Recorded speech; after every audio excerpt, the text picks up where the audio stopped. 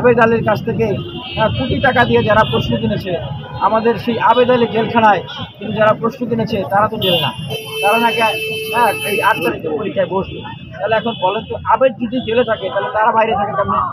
তারা যদি বাইরে থাকে আবেদ কেন জেলে থাকে? তাহলে আবেদকে ছেড়ে দেওয়া উচিত। তাহলে এখন এই যে 46তম BCS এই প্রশ্ন পাশকারীদেরকে নিয়েই যদি করা হয়, রিটেন হইলো, ভাইবা হইলো, নিয়োগ হয়ে গেল, 27তম BCS এর মতো এটাকে বাতিল করার কোনো সুযোগ থাকে না। অবশ্যই কিন্তু একটা বড় গ্রাউন্ড আছে। এতদিন তো মানুষ মানে ক্যাডার হওয়ার পরে তারপরে জানতে পারতো যে সে নিয়োগ পায় নাই। কী কারণে পায় নাই? যে ভেরিফিকেশনে আটকে গেছে। কারণ কী কারণে আটকে গেছে সেটা কখনো জানতো, কখনো জানতো। কিন্তু এখন এমন একটা অবস্থা যে কেন বাদ করবে সেটাই শুধু আমাদের জানতে হবে। এই নতুন যে কালো ভাত, এই কালো ভাতকে তো আমরা কখনোই মেনে নেব না। আবার দেখেন যে ভাইবার যে 200 মার্ক, ভাইবার 200 মার্ক মানে আপনি বুঝেন, এই 200 মার্কের ভিতর দিয়েই কিন্তু সুপারিশ এবং দলীয় নিয়োগের বড় ধরনের কারসাজিটা হয়ে যায়। আমরা এটাকে কমাতে বলছি। আজকে আমাদের পিএসসির চেয়ারম্যান উনি নিজে বললেন, স্যার বললেন যে আমরা 50 থেকে 100 মার্কের কথা বলেছি, 44 থেকেই কার্যকর করতে যাচ্ছি, কিন্তু সরকার বলছে 47 থেকে কার্যকর করার জন্য। আচ্ছা, একটা কথা বলেন তো, 44 থেকে কার্যকর করা হবে, সবাই তো, আমরাও তো এটা চাই, কিন্তু সরকার কেন 47-এর কথা বলবে? সরকারের কি এত ইন্টারেস্ট সব 47-এর পরে? আবার এই যে আওয়ামী লীগের সময় একটা কালা কানুন করা হয়েছিল, নন ক্যাডার বিধিমালা, যেটা করে নন ক্যাডারের চাকরিগুলো বেশি থেকে আগে পাইতো অনেক, সেটাকে একদম সন্তুষ্ট করে দেওয়া হয়েছে। স্যার এটার সমাধানে কী বললেন? যে জনপ্রশাসন বলেছেন যেন বেশি বেশি সুপারিশ নেয় আমাদের থেকে। কেন?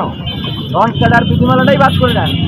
এটা তো মূলত আওয়ামী লীগ সরকার করছিল, যে বিভিন্ন দপ্তর পরিদপ্তর সরকারি প্রতিষ্ঠানের ভিতরে ভাগবাটোয়ারার নিয়োগ কমিশন বাণিজ্যের একটা আখড়া তৈরি করার জন্য।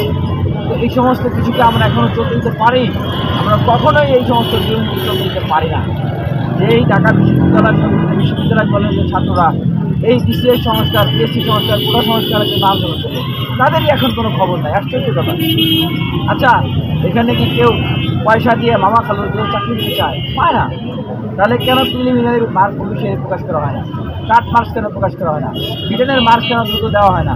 ভাইবার মার্কস কেন দেখানো হয় না? তার আজকে বললেন এগুলো নাকি প্রকাশ করা হবে। কবে হবে? বলতেছেন যে দেখতেছি, শুনতেছি, জানতেছি, বুঝতেছি। এগুলো তো সেই আওয়ামী লীগের সময় যারা পিএসসি চেয়ারম্যান ছিলেন, দায়িত্ব পালন করতেন, তারাই কথাগুলো বলতেন। আর করতেন কি? টাইম কিন্তু দিতেন, সময় নিতেন। এখন আমরা যাবতীয় যত প্রস্তাবনা শুনি, বলে যে এটা 27তম BCS এর পরে।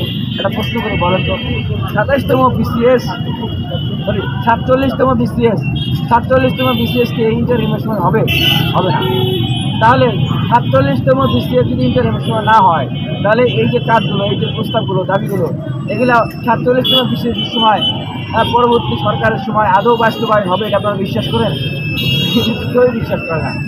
সুতরাং এই সংস্কারগুলো এখনই বাস্তবায়ন করতে হবে, এরপরে এগুলো বাস্তবায়ন হওয়ার কোনো সুযোগ নাই, কোনোভাবেই সম্ভব না। আমার একটা প্রশ্ন, আপনাদের এই অনশন কর্মসূচি কয়দিন চলবে বা এরকম? আপনাদের দাবিগুলো আদায় না হওয়া পর্যন্ত আমাদের এই অনশন কর্মসূচি চলবে, সাথে আমাদের আরও অনেক কর্মসূচি চলবে। আমরা ঢাকা বিশ্ববিদ্যালয় সহ বিভিন্ন বিশ্ববিদ্যালয় কলেজের শিক্ষার্থী বন্ধুদের প্রতি আহ্বান জানাচ্ছি, এটা আপনাদের দাবি, আমাদের সকলের দাবি, যৌক্তিক দাবি। আমরা ভেবেছিলাম যে এত বিশাল একটা আন্দোলন করলাম, জীবন দিলাম, রক্ত দিলাম, এখনও আহত বন্ধুরা আছেন, হাসপাতালে বেড়ে কাতরাচ্ছেন, এই দাবিগুলো অটোমেটিক্যালি আদায় হয়ে যাবে, কিন্তু হচ্ছে না, হবে না ভাই। কারণ এখানে ভোট ঢুকেছে।